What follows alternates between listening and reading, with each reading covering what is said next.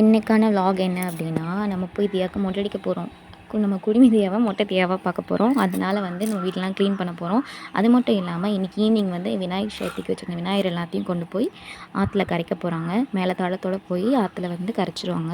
அதை பார்க்கத்தான் போகிறோம். அதனால் வீடெல்லாம் ஃபுல்லாக க்ளீன் பண்ணிவிட்டு மிஷினில் துணியெல்லாம் போட்டு எடுத்து மடித்து வச்சுட்டு எல்லா வேலையும் முடிச்சுட்டு ஈவினிங் நம்ம ரெடியாக இருந்தோம்னா நம்ம தம்பி வந்து நம்மளை பிக்கப் பண்ணிப்பான்.